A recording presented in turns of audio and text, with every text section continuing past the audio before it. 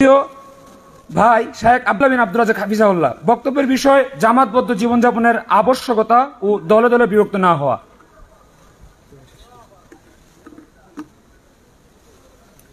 আসসালামু আলাইকুম ওয়া রাহমাতুল্লাহি ওয়া বারাকাতুহু।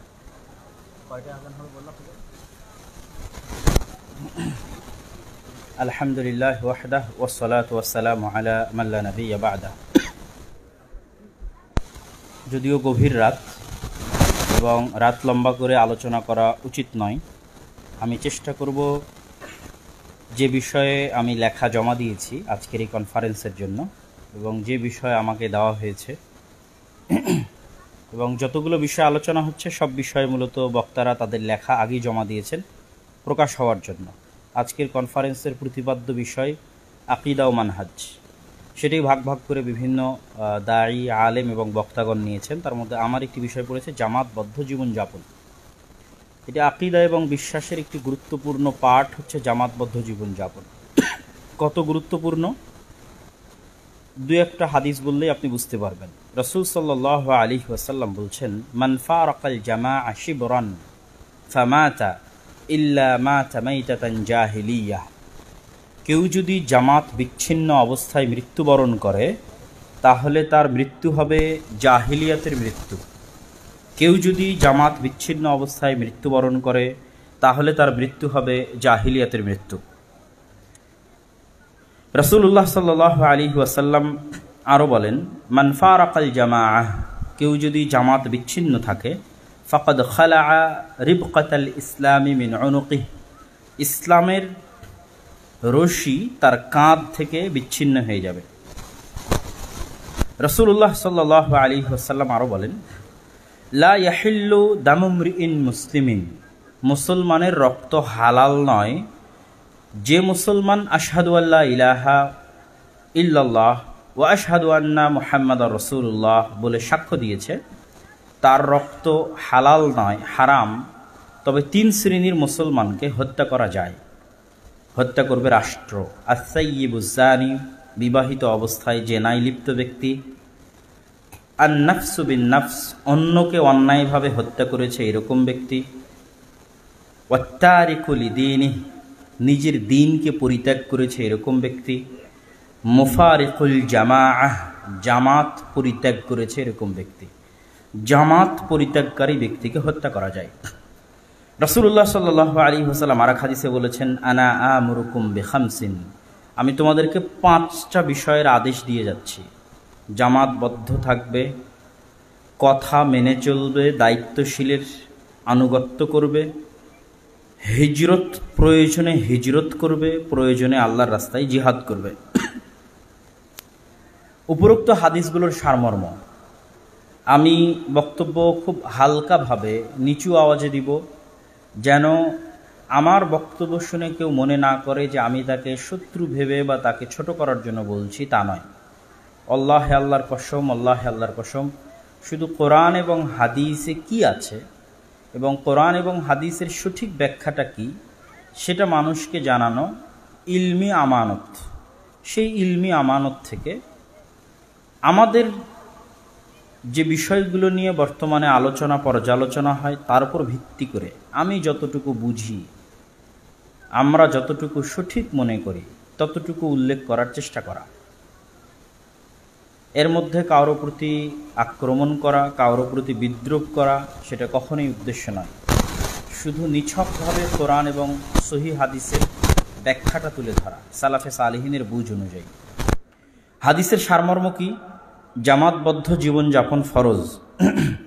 জামাত বিচ্ছিন্ন ব্যক্তিকে হত্যা করা যায়। জামাত বিচ্ছিন্ন ব্যক্তির মৃত্যু হয় জাহিলিয়াতের মৃত্যু। জামাত বিচ্ছিন্ন ব্যক্তি ইসলাম থেকে বের হয়ে যায়। তাহলে আমি যে বিষয়কে বলবো যে এটা জামাতবদ্ধ জীবনযাপন, যেটাকেই বলি না কেন, আমি যদি আজকে বলি যে সালাফি কনফারেন্সে আসা মানে জামাতবদ্ধ জীবনযাপন করা, তাহলে আমার এই কথাটা তখনই ঠিক হবে যখন এই 4টা বাক্য এই সালাফি কনফারেন্সে আসার উপর প্রয়োগ করা যাবে। যেমন আমি যদি বলতে পারি সালাফি কনফারেন্সে আসা ফরজ, সালাফি কনফারেন্সে আসবে না যে তাকে হত্যা করা যাবে, সালাফি কনফারেন্সে আসবে না যে তার জাহিলিয়াতের মৃত্যু হবে, সালাফি কনফারেন্সে আসবে না যে সে ইসলাম থেকে বের হয়ে যাবে। যদি এই কথাগুলো বলা যায় দলিলের আলোকে, কোরআন সুন্নাহর আলোকে, তাহলে সালাফি কনফারেন্সে আসা জামাতবদ্ধ জীবনযাপন। আর যদি এই কথাগুলো বলা না যায় তাহলে সালাফি কনফারেন্সে আসা নেকির কাজ, জ্ঞান অর্জনের কাজ, কিন্তু জামাতবদ্ধ জীবনযাপন নয়। কথা মনে হয় আমার বুঝতে পারেননি আপনি। সালাফি কনফারেন্সে আসা নেকির কাজ, জ্ঞান অর্জনের কাজ, কিন্তু জামাতবদ্ধ জীবনযাপন নয়। আরও উদাহরণ দিয়ে বলি, আমি যদি বলি জামিয়া সালাফিয়াতে ভর্তি হওয়া ফরজ, জামিয়া সালাফিয়াতে যে ভর্তি হবে না সে জামাত বিচ্ছিন্ন এবং তাকে হত্যা করা যাবে। জামিয়া সালাফিয়াতে যে ভর্তি হবে না সেই ব্যক্তির মৃত্যু জাহিলিয়াতের মৃত্যু হবে। জামিয়া সালাফিয়াতে যে ভর্তি হবে না সে ইসলাম থেকে বের হয়ে যাবে। যদি এই কথাগুলো বলা যায় তাহলে জামিয়া সালাফিয়াতে ভর্তি হওয়া, জামিয়া সালাফিয়ার সাথে থাকা জামাতবদ্ধ জীবনযাপন।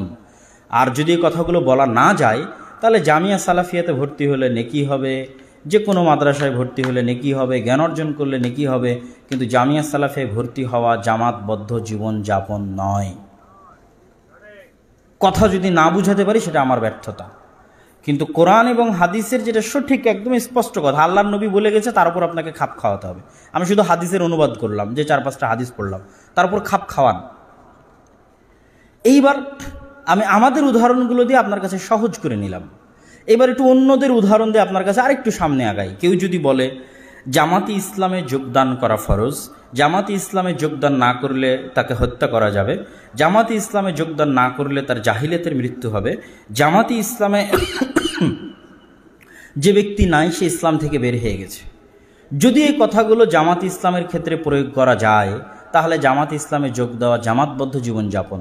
আর যদি এই কথাগুলো জামাত ইসলামের ক্ষেত্রে প্রয়োগ করা না যায় তাহলে জামাতে ইসলামে যোগ দেওয়া যদি কোনো বাতিল বা অন্য কিছু না থাকে নেকির কারণ হতে পারে, কিন্তু জামাতবদ্ধ জীবনযাপন নয়।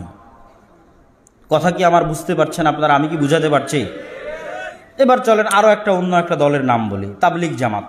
যদি বলেন তাবলিগ জামাতে যোগ দেওয়া ফরজ, তাবলিগ জামাতে যে যোগ দেয়নি তাকে হত্যা করা যায়, তাবলিগ জামাত থেকে যে বিচ্ছিন্ন থাকবে সে জাহিলিয়াতের মৃত্যু হবে, তাবলিগ জামাত থেকে যে বের হয়ে যাবে সে ইসলাম থেকে বের হয়ে যাবে, যদি বলা যায় তাহলে তাবলিগ জামাতের সাথে থাকা জামাতবদ্ধ জীবনযাপন।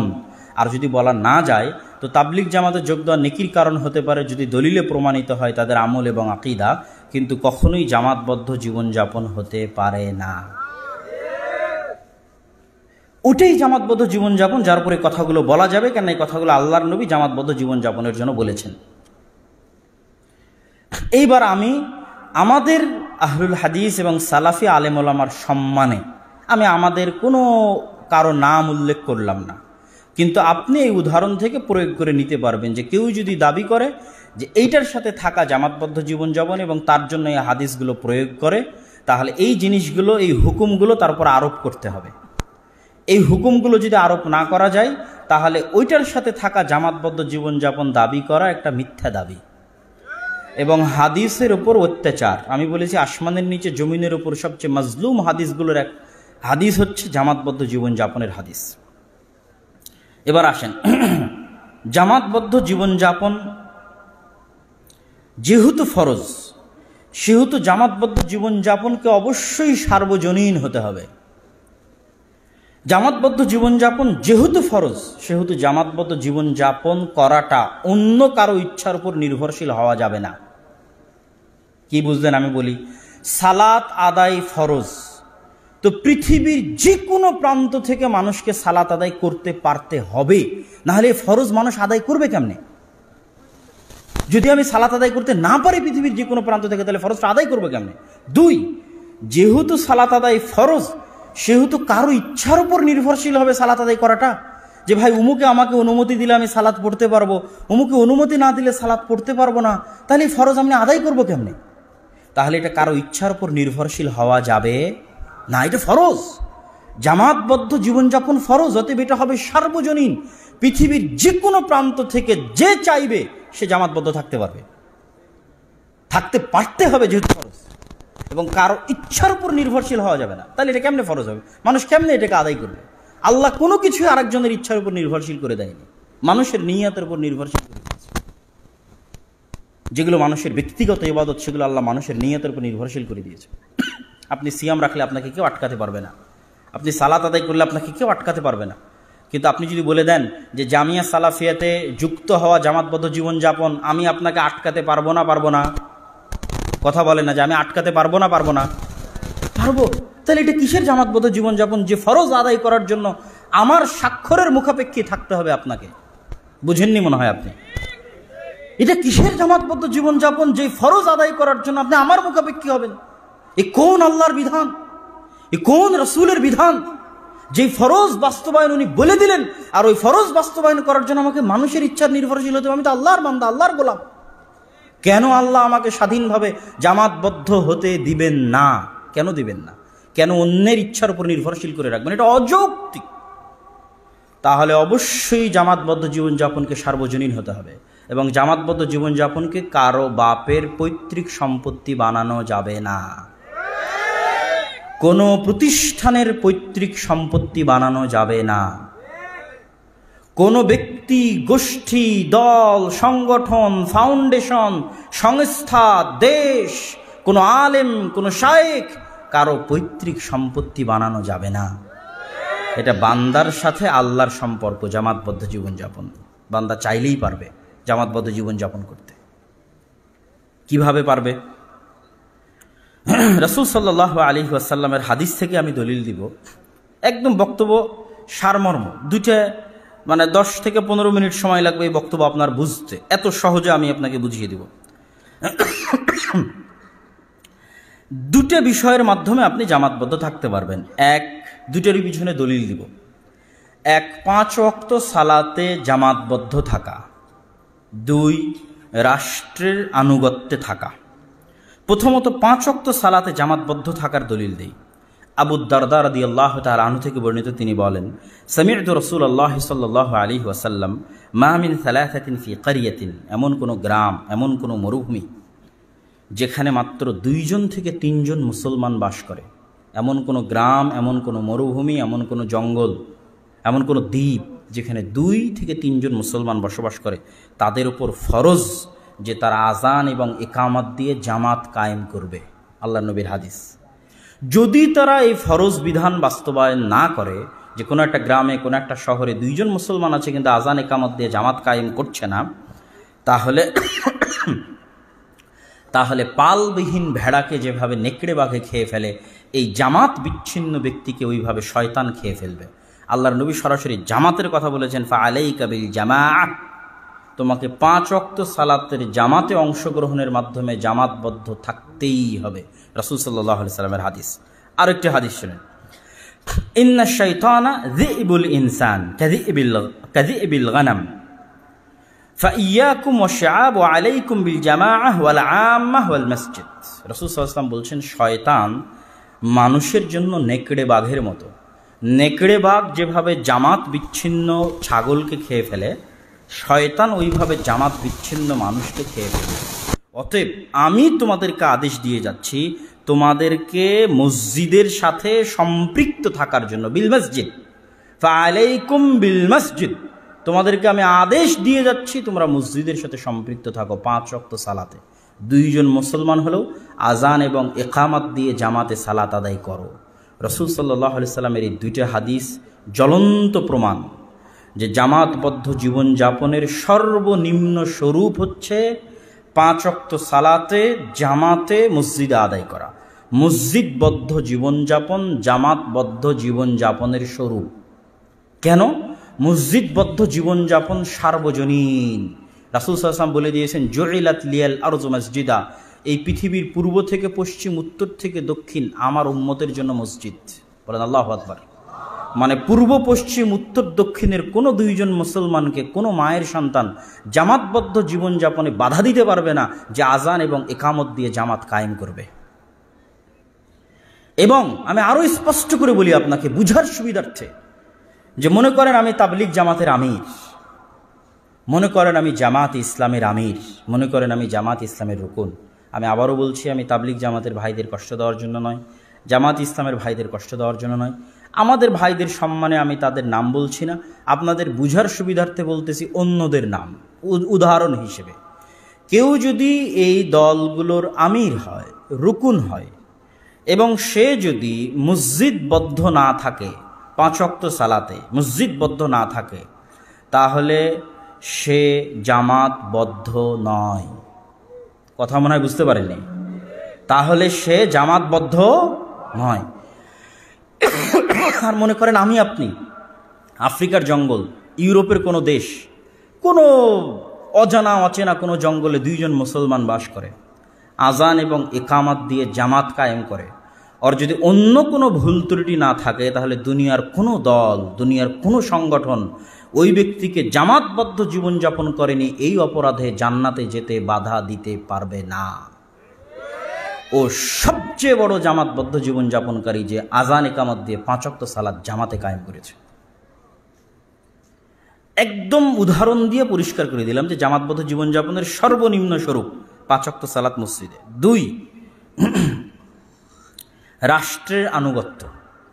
মুসলমানের জান ও মালের নিরাপত্তা রক্ষার খাতিরে কেন্দ্রীয় শাসন ব্যবস্থার অধীনে থাকা ইসলামের দৃষ্টিতে ফরজ।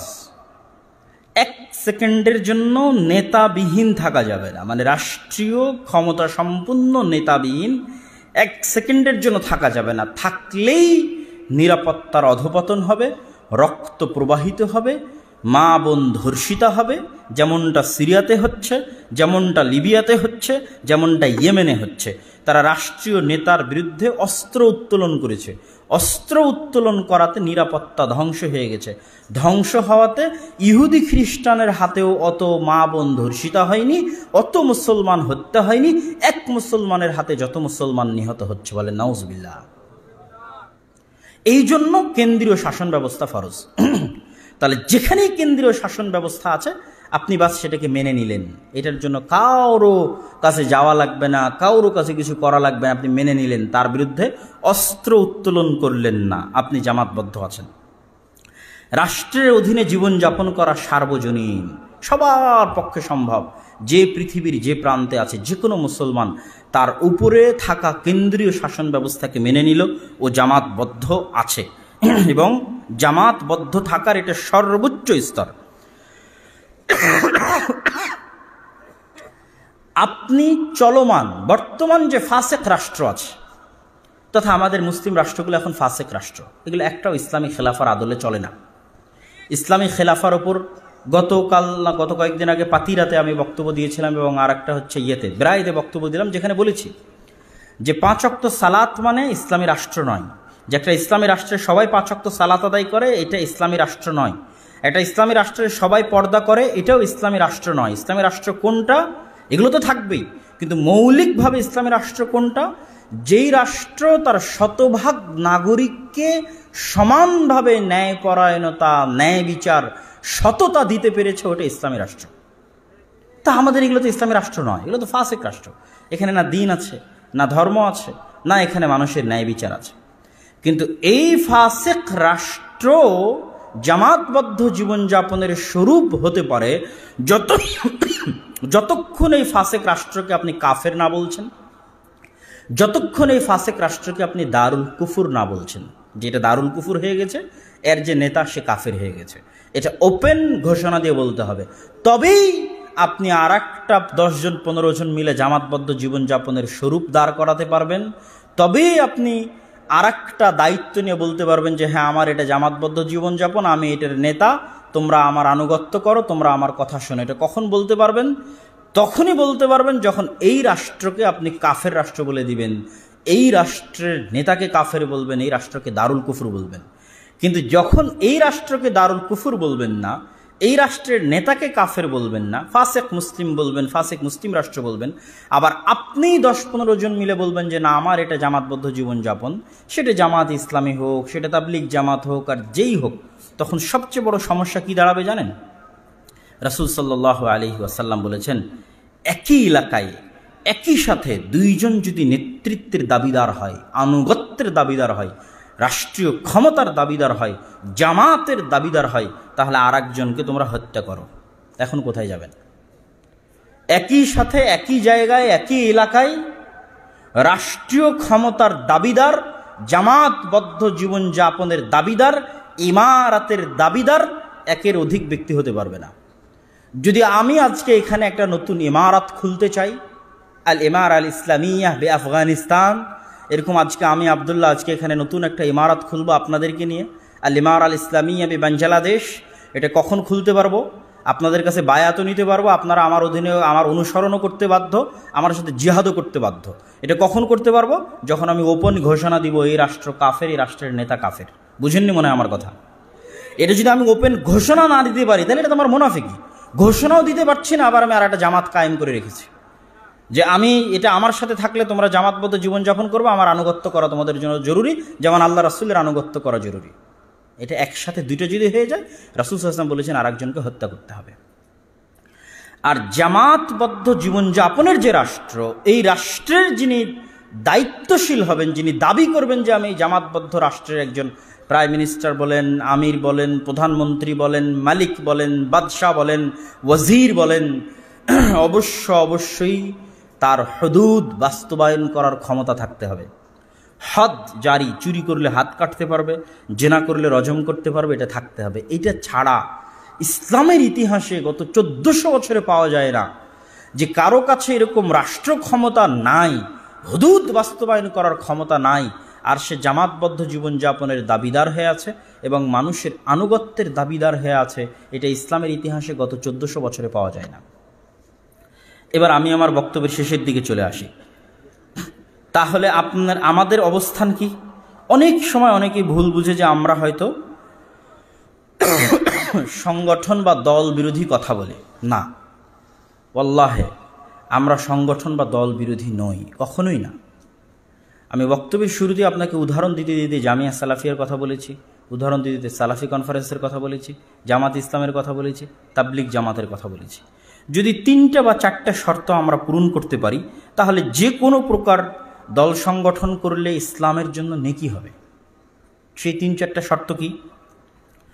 নির্দিষ্ট কোনো দল বা সংগঠনকে জামাতবদ্ধ জীবনযাপনের মানদণ্ড মনে করা যাবে না।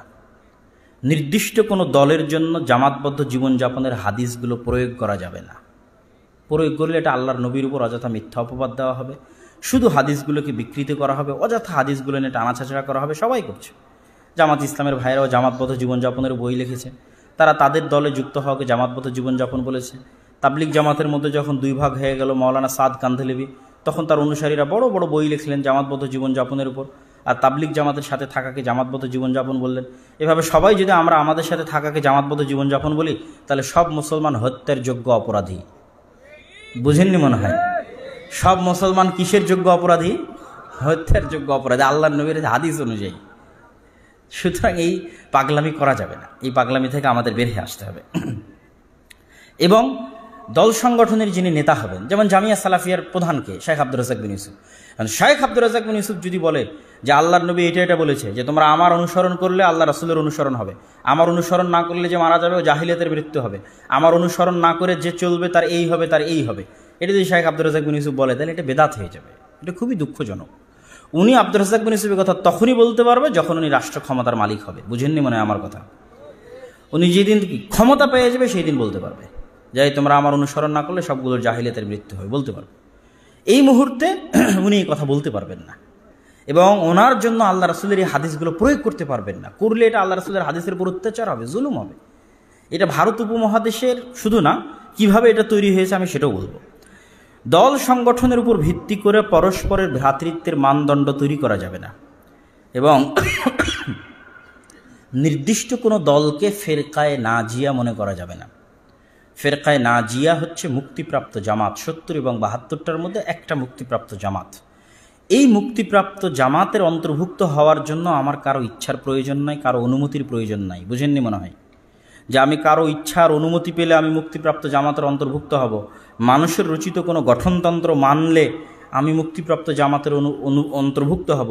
মানুষের রচিত কোনো ফরম পূরণ করলে আমি মুক্তিপ্রাপ্ত জামাতের অন্তর্ভুক্ত হব? যদি এটা আমরা বলি তাহলে ইসলাম মিথ্যা, আল্লাহর নবী মিথ্যা, রাসূল সাল্লাল্লাহু আলাইহি ওয়াসাল্লাম মিথ্যা, আল্লাহ সুবহানাহু ওয়া তাআলা মিথ্যা। এটা হতে পারে না যে একজন মানুষ মুক্তিপ্রাপ্ত জামাতের অন্তর্ভুক্ত হবে আর তার জন্য তাকে আমার রচিত গঠনতন্ত্র মানতে হবে, আমার রচিত ফরম তাকে পূরণ করতে হবে। এটা হতে পারে না।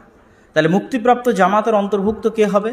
যারা আকীদা এবং যারা আমল পৃথিবীর যে কোনো প্রান্তে সাহাবীদের মতো হবে, তাবিদের মতো হবে, সালাফে সালেহিনের মতো হবে, শিরক মুক্ত থাকবে, বেদাত মুক্ত থাকবে, ওকে কেউ বাধা দিতে পারবে না জান্নাতে যেতে, কেউ না, পৃথিবীর কেউ না। ও মুক্তিপ্রাপ্ত জামাতের অন্তর্ভুক্ত। যেমন পৃথিবীর যে কোনো এক কোনায় বসে মানুষ যদি উচ্চারণ করে দেয় মুখে, আশহাদু আল্লা ইলাহা ইল্লাল্লাহ ওয়া আশহাদু আন্না মুহাম্মাদার রাসূলুল্লাহ, আমি সাক্ষ্য দিচ্ছি আল্লাহ সুবহানাহু ওয়া তাআলা ব্যতীত কোনো মাবুদ নেই, মুহাম্মদ সাল্লাল্লাহু আলাইহি ওয়াসাল্লাম আল্লাহর রাসূল এবং তার বান্দা, সে মুসলমান না? মুসলমান না। দুনিয়ার আর কারো অনুমতির প্রয়োজন আছে আর মুসলমান হতে? যদি আর কারো অনুমতির প্রয়োজন হয় তাহলে আল্লাহ সুবহানাহু ওয়া তাআলা মিথ্যা, তার নবী মিথ্যা। ভাই, আমি ইসলাম গ্রহণ করব, জান্নাতে যাব, আর তার জন্য ডাইরেক্ট আল্লাহর সাথে কানেকশন না হয় কোনো মানুষের তৈরি কিছু আমাকে মানতে হবে, এটা হতে পারে না। তাহলে আমি ফিরকায়ে নাজিয়ার অন্তর্ভুক্ত হতে চাই, এর জন্য আমাকে কারো অধীনস্থ হতে হবে, এটা হতে পারে না।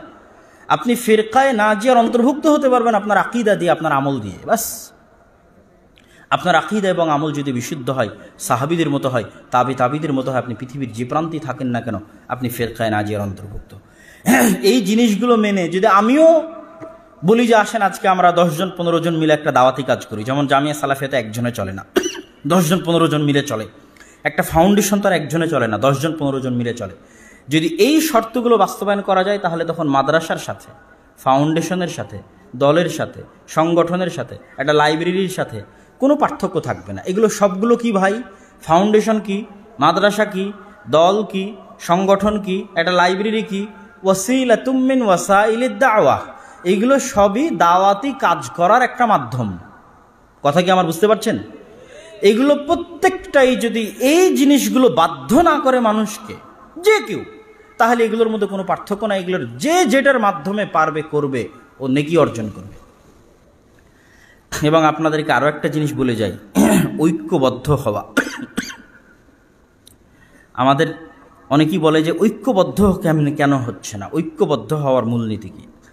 আমি যত বেশি পরিমাণ এই জিনিসটা নিয়ে গবেষণা করেছি, আমার কাছে তখনই এটি স্পষ্টভাবে ফুটে উঠেছে, রাষ্ট্র ক্ষমতা ছাড়া, লাঠি ছাড়া ঐক্যবদ্ধ হওয়ার কোনো রাস্তা পৃথিবীতে নাই।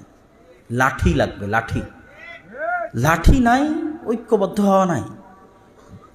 এক মায়ের 5 সন্তানকে আপনি একসাথে রাখতে পারবেন না লাঠি ছাড়া, পারবেন? যদি আপনার কাছে রাষ্ট্র ক্ষমতা থাকে, লাঠি থাকে, তবেই পারবেন। লাঠি এবং রাষ্ট্র ক্ষমতা না থাকলে পারবেন না। এবং এই মূলনীতি, লাঠি নাই, রাষ্ট্র ক্ষমতা নাই, তারপরে ঐক্যবদ্ধ হতে হবে, এটা সালাফদের যুগে ছিলই না। আয়েশা রাদিয়াল্লাহু তাআলা আনহা তার ঘরে বসে দার্স দিচ্ছেন, আবু হুরায়রা মসজিদে নববীতে দার্স দিচ্ছেন, আনাস বিন মালিক বসরায় দার্স দিচ্ছেন, আব্দুল্লাহ বিন আব্বাস মক্কায় দার্স দিচ্ছেন, আব্দুল্লাহ বিন আমর ইবনে আস মিশরে দার্স দিচ্ছেন, আব্দুল্লাহ বিন মাসউদ কুফায় দার্স দিচ্ছেন। এক একজনের ফতোয়া এক রকম। তো এনারা কি বিচ্ছিন্ন না ঐক্যবদ্ধ? বলেন কেন ঐক্যবদ্ধ, বলেন তো?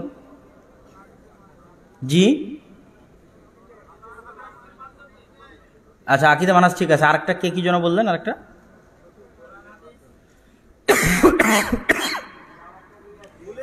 এক রাষ্ট্রীয় ক্ষমতার অধীনে তারা জীবন যাপন করছে। বুঝেননি মনে হয়? ওমর রাদিয়াল্লাহু তাআলা আনহু খলিফাতুল মুসলিমিন, আবু বকর খলিফাতুল মুসলিমিন, উসমান খলিফাতুল মুসলিমিন, আলী খলিফাতুল মুসলিমিন। এই এক খলিফার অধীনে আয়েশাও আছে, এই এক খলিফার রাষ্ট্রীয় কেন্দ্রীয় শাসনের অধীনে আব্দুল্লাহ বিন আমর ইবনে আল-আসও আছে, এই এক খলিফার অধীনে আব্দুল্লাহ বিন মাসউদ ও কুফায় আছে, এই এক খলিফার অধীনে আব্দুল্লাহ বিন আব্বাস ও মক্কায় আছে। এদের ফতোয়া যতই ভিন্ন হোক, এদের দাওয়াতি কাজ যতই ভিন্ন হোক, এরা ঐক্যবদ্ধ কেন? এদের কেন্দ্রীয় শাসন ব্যবস্থা এক, এবং ওটা জামাতবদ্ধ। ওটাই জামাতবদ্ধ জীবনযাপনের মানদণ্ড। এটার আরো একটা ছোট্ট উদাহরণ আপনাকে দিই। আবু বকর রাদিয়াল্লাহু তাআলা আনহু যখন যাকাত অনাদায়কারীদের বিরুদ্ধে যুদ্ধ ঘোষণা করলেন, ওমর রাদিয়াল্লাহু তাআলা আনহু বললেন, এরা তো সব কালেমা পড়েছে, কেন এদের হত্যা করবেন? আবু বকর রাদিয়াল্লাহু তাআলা আনহু বললেন, এরা যদি ওই রশিও না দেয় উটের, তো ওই রশির জন্য এদের হত্যা করবো, আমি যুদ্ধ করব। কেন? আবু বকর হচ্ছে খলিফাতুল মুসলিমিন, উনি এক খলিফা হিসেবে তার অধীনে রাষ্ট্র চালাচ্ছে। এই খলিফার আনুগত্য যে করবে না, ওর জন্য এবার আল্লাহ রাসূল বলছেন এই হাদিসগুলো। খালি এই হাদিসগুলো শুনেন, এই আগের হাদিসগুলো মিলান আর এই হাদিসগুলো মিলান, যে এই হাদিসগুলো রাসূল সাল্লাল্লাহু আলাইহি ওয়াসাল্লাম এই খলিফার জন্য বলতেছে। ইন্নামাল ইমামু জুন্নাতুন ইউকাতালু মিন ওয়ারাইহি, রাষ্ট্রের নেতা, ইমাম হচ্ছে ঢাল, তার পিছনে থেকে জিহাদ করতে হবে। রাষ্ট্র নেতা না থাকলে জিহাদ হবে না। তাসমা তুতির, রাষ্ট্রের নেতার আনুগত্য করো।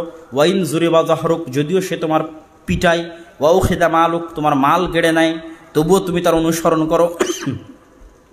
মান আতাকুম ওয়া আমরুকুম জামি', তোমাদের মধ্যে একজন নেতা আছে, রাষ্ট্রনেতা, এমত অবস্থায় কেউ যদি এসে তোমাদের মধ্যে ফাটল তৈরি করতে চায় তাহলে ওই আর একজনকে তোমরা হত্যা করো। ইদা বুইআ লি খলিফাতাইন, যদি একই সাথে দুইজন খলিফা, দুইজন আমিরের দাবি করে, আর একজন খলিফা আর একজন আমিরকে হত্যা করো। রাসূল সাল্লাল্লাহু আলাইহি ওয়াসাল্লাম বলছেন, মান কারিহা, কেউ যদি তার রাষ্ট্রনেতার পক্ষ থেকে অপছন্দনীয় কিছু দেখে, ফালিয়াসবির, সে যেন ধৈর্য ধারণ করে। ফা ইন্না লাইসা আহাদুম মিনান নাসি খারাজা মিনাস সুলতানি শিবরান, কেননা মানুষের মধ্যে কেউ যদি কেন্দ্রীয় শাসন ব্যবস্থা থেকে 1 বিঘত পরিমাণ বের হয়ে যায়, ফামাতা আলাইহি, তাহলে কেন্দ্রীয় শাসন ব্যবস্থা থেকে 1 বিঘত বের হয়ে গেল, ও জাহিলিয়াতের মৃত্যুবরণ করবে। মান আতা আমিরি, যে ব্যক্তি রাষ্ট্রের নেতা খলিফার অনুসরণ করবে, ফাকাদ আতা আনি, সে আমার অনুসরণ করবে। অমান আসা, আর যে ব্যক্তি রাষ্ট্রনেতা রাষ্ট্রের খলিফার অনুসরণ করবে না, সে আমার অনুসরণ করবে না। কত হাদিস নিবেন, কিতাবুল ইমারা, সহি মুসলিম অধ্যায়গুলো সব কিতাবুল ইমারায় আছে। আর আগের হাদিসগুলো তো পড়লেনি। জামাতবদ্ধ নাই যে তাকে হত্যা করা যাবে, জামাতবদ্ধ নাই যে সে জাহিলিয়াতের মৃত্যু হবে। তাহলে এখন আবু বকর রাদিয়াল্লাহু আনহু বলছে তোমাদের যাকাত আমার কাছে দিতে হবে। এখন কেউ যদি বলে আমি আপনার কাছে দিব না, তাহলে ও কি হয়ে গেল? বলেন তো কি হয়ে গেল? জামাত বিচ্ছিন্ন হয়ে গেল। কি হয়ে গেল? জামাত বিচ্ছিন্ন হয়ে গেল। ও খারিজি। ভাই আমরা খারিজি বলি কেন? খারিজি মানে খারেজ আনিল জামা, জামাত থেকে বের হয়ে গেছে। খারিজি মানে খারেজ আনিল জামা, জামাত থেকে বের হয়ে গেছে। আলী রাদিয়াল্লাহু তাআলা রাষ্ট্রনেতা, ওর বিরুদ্ধে যুদ্ধ করবে, তাহলে সে খারিজি না? জামাত থেকে বের হয়ে যায়নি? ওর উপরে হাদিসগুলো প্রয়োগ হবে, ওর উপর আমিরের হাদিস প্রয়োগ হবে, ওর উপর জামাতবদ্ধ জীবনযাপনের হাদিস প্রয়োগ হবে, আর ওকে হত্যা করা যাবে। কত দলিল নিবেন? কিন্তু ওই যে ভিন্ন ভিন্ন ফতোয়া দিচ্ছে, ভিন্ন ভিন্ন দাওয়াতি কাজ করছে, এরা সব ঐক্যবদ্ধ আছে। ইমাম বুখারী রাহিমাহুল্লাহ আহমদ বিন হাম্বালের ছাত্র, আহমদ বিন হাম্বাল শাফির ছাত্র, ইমাম বুখারীর ছাত্র মুসলিম। তা আহমদ বিন হাম্বাল চাইলে তো বলতে পারত। আহমদ বিন হাম্বালের আর এক ছাত্র ইমাম আবু দাউদ, আবু দাউদ, বুখারী, মুসলিম, তোমরা সব আমার মাদ্রাসায় দার্স দিবা, আমি যে মসজিদে দার্স দিচ্ছি এখানেই দার্স দিতে হবে, এখানে যদি দার্স না দাও তাহলে তোমরা বিচ্ছিন্ন। বুঝেননি মনে হয় আমার কথা? তো তাতে তিনি করলেন না। ইমাম বুখারী আহমদ বিন হাম্বালের কাছে পড়ে চলে গেলেন নিশাপুরে, চলে গেলেন বোখারায়। বোখারা থেকে ওনাকে বের করে দিলে, উনি আসলেন নিশাপুরে। নিশাপুর থেকে ওনাকে বের করে দিল, এই তো রাস্তার মধ্যে ওনার মৃত্যুবরণ হলো। তারপরে ইমাম আবু দাউদ বাগদাদ বসরায় দার্স দিতে লাগলেন, ইমাম মুসলিম তার নিজ শহরে দার্স দিতে লাগলেন। যে যার মতো সেখানে দার্স দিচ্ছে, এবং এক একজনের সাথে আরেকজনের মতভেদও হচ্ছে, কিন্তু তারপরেও ওরা জামাতবদ্ধ আছে। কেন জামাতবদ্ধ আছে বলেন তো? এক কেন্দ্রীয় খলিফা শাসন ব্যবস্থার অধীনে আহমদ বিন হাম্বলও জীবনযাপন করতেছে, ইমাম বুখারীও জীবনযাপন করতেছে, ইমাম মুসলিমও জীবনযাপন করতেছে। ওরা সব ঐক্যবদ্ধ। রাষ্ট্রের বাইরে, লাঠির বাইরে ঐক্যবদ্ধ হওয়ার কোনো থিওরি ইসলামে এখন পর্যন্ত দলিলের আলোকে কেউ খুঁজে দিতে পারবে না। বাস্তবে সম্ভাবনাও হবে না, সম্ভব নয়, অসম্ভব। বরং কি হবে? ঐক্যবদ্ধ কি? আপনি আকীদা এবং মানহাজ এক, আপনি আরেকজনের বিরুদ্ধে মারামারি করছেন না, আরেকজনকে গালিগালাজ করছেন না, আরেকজনকে ছোট করছেন না, তাহলেই আপনি এক রাষ্ট্রীয় ব্যবস্থার অধীনে থাকার জন্য ঐক্যবদ্ধই আছেন, জামাতবদ্ধই আছেন। আর 5 ওয়াক্ত সালাতে মসজিদে যাচ্ছেন, জামাতবদ্ধই আছেন। তাহলে এবার আপনাদেরকে বলি যে কেন এইভাবে একত্রিত হয়ে দাওয়াতি কাজ করার প্রবণতাটা আসলো কখন? এই ভুলটা আমাদের বিরনে ঢুকলো কিভাবে? যতদিন ইসলামী খেলাফা ছিল, যতদিন, এই যে ওসমানীয় খেলাফত পর্যন্ত, 1914 সালের আগ পর্যন্ত, 1900 সালের আগ পর্যন্ত আপনি খুঁজে দিতে পারবেন না, দেখাতে পারবেন না যে পৃথিবীর কোনো দেশে কোনো আলেম ওলামা দাওয়াতি কাজ করার জন্য একটা একত্রিত হয়ে কমিটি করে দল তৈরি করেছে, সংগঠন তৈরি করেছে। খুঁজেই পাবেন না। তার মানে করা যাবে না আমি এটা বলছি না, আমি শুরুতেই বলেছি করা নেকির কাজ। তাহলে অতীতের 1300 বছরে পাবেন না কেন? ওই 1300 বছরে শাসন ক্ষমতা এক ছিল।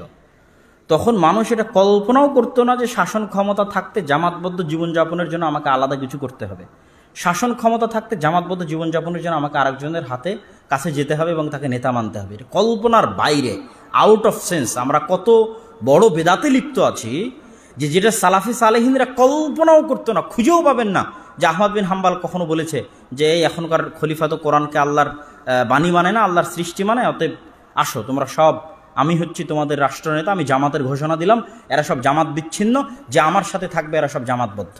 খুঁজেই পাবেন না। এটা তাদের আউট অফ সেন্স, তাদের চিন্তার বাইরে। আমরা এখন যে প্রবলেম ফেস করতেছি এটা তাদের চিন্তার বাইরে। এটা আসলো কেন ভাই? ইসলামিক খেলাফা যখন ধ্বংস হয়ে গেল, তারপর থেকে আর ইসলামী খেলাফা প্রতিষ্ঠিত হলো না এবং পৃথিবীতে গণতান্ত্রিক বিপ্লব আসলো। গণতন্ত্র মানে কি? বহুদলীয় রাজনীতিকে গণতন্ত্র বলে। ইসলামে বহুদলীয় শাসন ব্যবস্থায় বিশ্বাস করে না। বোঝেননি মনে হয় যে একটা রাষ্ট্রের দল আর একটা বিরোধী দল, এরকম কোনো শাসন ব্যবস্থা ইসলামে আছে? দলীয় শাসন ব্যবস্থা বলেও ইসলামে কিছু নাই।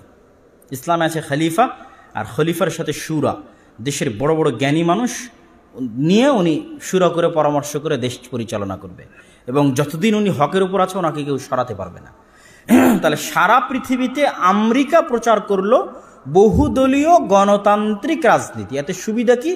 যখন যে দলকে ব্যবহার করা প্রয়োজন তখন সে দলকে ব্যবহার করতে পারবে। এক দলকে 5 বছর পর ওকে আবার পরিবর্তন করার আমার জন্য চান্স আছে, তো কিন্তু ফেলে দিলাম, এটা কর নাহলে ফেলে দিলাম। তখন ভয় বলবে ঠিক আছে আমি এটা করতেছি, আমাকে আরও 5 বছর সুযোগ দেন। তথা প্রতি 5 বছর পর আপনাকে পাল্টানোর আমার কাছে চান্স আছে। এই চান্স কে ছাড়ে? বিশ্ব মোড়ল কোনোদিন ছাড়বে এত বড় চান্স? এই জন্য বিশ্ব মোড়ল চাইবে সব জায়গায় গণতন্ত্র চলুক, 2-3টা করে দল থাক, যখন যে দলকে আমি চাইবো কিনে নিব আর ক্ষমতায় বসিয়ে দেব। এই বহুদলীয় গণতন্ত্র যখন আসলো তখন মুসলমানেরাও দেখলো যে আমরাই গণতান্ত্রিক বিশ্বে যদি টিকে থাকতে চাই, যেখানে এক দল আর এক দলের সাথে মারামারি করতেছে, দলীয় কার্যক্রম চলতেছে, এখানে দলীয় কার্যক্রম ছাড়া, সাংগঠনিক কার্যক্রম ছাড়া সরকারকে চাপে ফেলা যায় না, সরকারকে কিছু বলা যায় না, তাহলে আমরা কি করব? চলো আমরাও দল সংগঠন করি। কথা কি আমার বুঝতে পেরেছেন?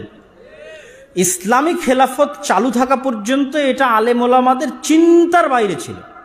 ইসলামী খেলাফত পতনের পর এই গণতান্ত্রিক রাজনীতির প্রভাবে প্রভাবিত হয়ে সর্বপ্রথম যারা দায়িত্ব নিল এই কাজগুলো, ইখওয়ানুল মুসলিমিনের মতো যে সমস্ত দল ছিল তারা, তারপরে আরও বিভিন্ন দেশে বিভিন্ন অঞ্চলে সব বিভিন্ন রকমের দল এবং সংগঠনের উত্থান ঘটল। গণতান্ত্রিক রাজনীতিতে গণতান্ত্রিক দেশে নিজেদের দাবি দাওয়া তুলে ধরে সরকারকে মানানোর জন্য। এর বাইরে দাওয়াতি কাজের জন্য এই ধরনের সেন্স অতীতের আলেম ওলামা এবং অতীতের সালাফে সালেহিনের মধ্যে কোনোদিন ছিল না।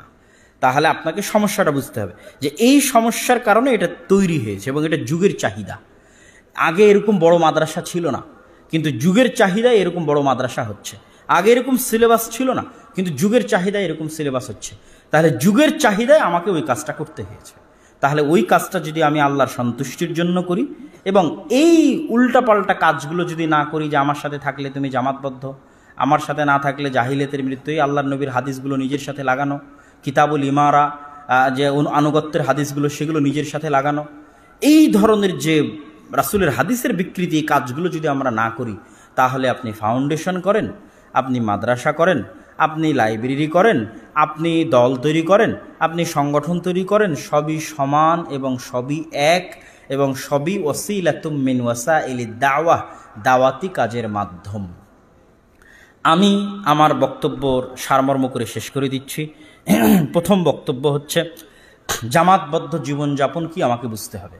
জামাতবদ্ধ জীবনযাপন বুঝার জন্য আল্লাহর নবী যা বলেছে এটা কার ওপর প্রয়োগ করা যাবে দেখতে হবে। যদি আপনি এই ধরনের কিছুর উপর প্রয়োগ করেন, ফাউন্ডেশন, মাদ্রাসা, সংস্থা, দল, সংগঠন, তাহলে দুনিয়ার সব মুসলমান কাফের হয়ে যাবে, সব মুসলমান হত্যার যোগ্য হয়ে যাবে।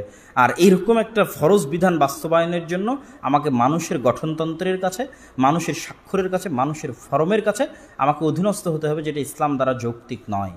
তাহলে আমি জামাতবদ্ধ জীবনযাপন থাকবো কিভাবে? 5 ওয়াক্ত সালাতের মাধ্যমে জামাতবদ্ধ জীবনযাপন থাকবো। আর আমি রাষ্ট্রের আনুগত্যের মাধ্যমে জামাতবদ্ধ জীবনযাপন থাকবো, ফাসেক রাষ্ট্র হোক, পরিপূর্ণ ইসলামী খেলাফা হোক। এবং এই হাদিসগুলোকে, জামাতবদ্ধ জীবনযাপনের হাদিসগুলোকে, নেতার আনুগত্যের, খালিফার আনুগত্যের, আমিরের আনুগত্যের হাদিসগুলোকে জামাতবদ্ধ জীবনযাপনের জন্য, 5 ওয়াক্ত সালাতের জন্য, রাষ্ট্রের আনুগত্যের জন্য প্রয়োগ করব, অন্য কোথাও প্রয়োগ করব না। তাহলে এপারে কি হবে? তাহলে এপারে এই শর্তগুলো বাদ দিয়ে আপনি মাদ্রাসা করেন, ফাউন্ডেশন করেন, সংস্থা করেন, দল করেন, সংগঠন করেন, 10 জন মিলে আপনার এলাকায় একটা লাইব্রেরি করেন, 5 জন মিলে আরেকটা এলাকায় একটা জালসা করেন। কোনো কাজই একাই সম্ভব নয়, 5-10 জন মিলে করতে হবে। এগুলো সবগুলোর মধ্যে যদি আপনি এই উল্টাপাল্টা হাদিসের বিকৃতি না করেন, তাহলে এগুলো সবই সঠিক নিয়তের সাথে করলে, পরস্পরের মধ্যে বিদ্বেষ না রাখলে, নিজেরটাকেই একমাত্র ফেরকায় নাজিয়া দাবি না করলে, এগুলো কাজের মধ্যে নেকি আছে, যেমন আমরা করছি, যেমন অন্যরা করছে। সুতরাং আমরা কারো বিরোধী নই এবং আমরা কারো শত্রু নই এবং আমরা কারো বিরোধিতাও করিনি। আমরা জাস্ট কোরআন এবং হাদিসের আলোকে যেটা সঠিক মাসালা সেটা তুলে ধরার চেষ্টা করেছি, যে কি সমস্যা তৈরি হয়েছে এবং সেই সমস্যা এক্সাক্ট কোথায়, সেটার সমাধান কি, এই এক্সাক্ট সমস্যা তুলে ধরে এক্সাক্ট সমাধানও আজকের আলোচনায় বলে দিলাম। যারা পরবর্তীতে আলোচনা দেখবেন, অনলাইনে দেখবেন, মিডিয়ায় দেখবেন, যে যেখান থেকে দেখেন, আমি সকলকে অন্তরস্থল থেকে অনুরোধ করব, আপনারা কখনোই এই বক্তব্যটাকে আপনার নিজের বিরুদ্ধে নেবেন না, বরং এই বক্তব্যকে নেবেন কোরআন এবং হাদিসের ব্যাখ্যা হিসেবে। এটা হচ্ছে ইলমের আমানত। আমি যেটা জানি, যেটা সঠিক মনে করছি, এটা বলে দেওয়া আমার ওপর ফরজ। বড় বড় আলেম ওলামা যেটাকে সঠিক মনে করছে, এটা বলা আমার ওপর ফরজ। সেই ফরজ বিধান পালন করতে গিয়ে হাজার হাজার মানুষকে এই হাদিসগুলোতে পথভ্রষ্ট করা হচ্ছে, এই হাদিসের বিকৃতি করা হচ্ছে। সেই জায়গা থেকে আবার কেউ হয়তো এক ধাপ এগিয়ে এই ধরনের যে দাওয়াতি কাজ চলছে, বিভিন্ন কিছুর মাধ্যমে 10 জন 15 জন একত্রিত হয়ে এগুলোর বিরুদ্ধে বলছে। দুটোর মধ্যে একটা সামঞ্জস্য করে কোনটা সঠিক সেটা তুলে ধরার চেষ্টা করেছি। আল্লাহ সুবহানাহু ওয়া তাআলা আমাদের কবুল করুক, আল্লাহুম্মা আমিন। বক্তব্য শেষ করব, আমার পরে আর কোনো বক্তা নাই। আগামীকাল ফজরের আজান হবে 4:57 আজান হওয়ার পরপরই সালাত শুরু হবে। শেখ হাসানুল বান্না মাদানী তিনি ফজরের সালাতে ইমামতি করবেন এবং তারপরে ফজরের সালাতের পর দার্সে কোরআনে তিনি আলোচনা করবেন। তারপরে আমাদের কিছু আনুষ্ঠানিকতা আছে। আগামীকাল সকালে দার্সে কোরআনের পরে কিছু প্রশিক্ষণ আছে, প্রশ্নোত্তর পর্ব আছে, সব কিছু এই প্যান্ডেলে অনুষ্ঠিত হবে। আরও যদি কোনো অনুষ্ঠান থাকে দিনী ভাইদের সাথে পরিচিতি পর্ব, সেগুলো হবে ইনশাল্লাহ। তারপরে জুমার খুতবা হবে এবং জুমার খুতবায় সকলে উপস্থিত থাকার চেষ্টা করবেন। আর যে বইগুলোর ঘোষণা আমরা আগেও দিয়েছি, নতুন করে দেওয়ার প্রয়োজন নাই। ফিকুস সালাফ, সিলসিলা সহিহা, মিন্নাতুল বারি, সদাচরণ, এই বইগুলো, মাসিক আল ইতিসাম, এগুলো সবগুলোকে মূল্যায়ন করার চেষ্টা করবেন। এবং মসজিদের যে ঘোষণা আপনাদের জন্য দেওয়া আছে, সেটা সবসময় দানের স্টেজে হোক আপনারা সেই নামগুলো লেখাতে পারবেন। এই বলে আজকে আমরা বৈঠক শেষে দোয়া পড়ে আজকের প্রথম দিনের সকল অধিবেশন আমরা শেষ করছি। সুবহানাকা আল্লাহুম্মা বিহামদিকা আশহাদু আল্লা ইলাহা ইল্লা আনতা আস্তাগফিরুকা ওয়া আতুবু ইলাইক। আসসালামু আলাইকুম ওয়া রাহমাতুল্লাহি ওয়া বারাকাতুহু।